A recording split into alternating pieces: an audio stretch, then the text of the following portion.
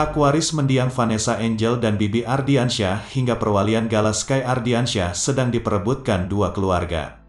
Faisal, ayah mendiang Bibi Ardiansyah, mengajukan hak wali dan hak waris untuk Gala Sky Andriansyah ke Pengadilan Agama Jakarta Barat. Gala Sky Andriansyah adalah anak mendiang Vanessa Angel dan Bibi Ardiansyah. Di saat bersamaan, Dodi Sudrajat, ayah mendiang Vanessa Angel, juga mengajukan hak perwalian dan hak waris cucunya itu.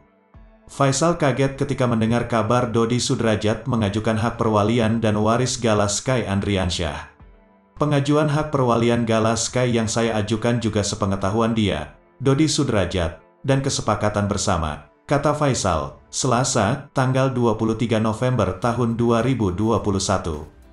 Faisal mengajukan perwalian Gala Sky Andriansyah ke pengadilan demi kepentingan dan masa depan cucunya itu.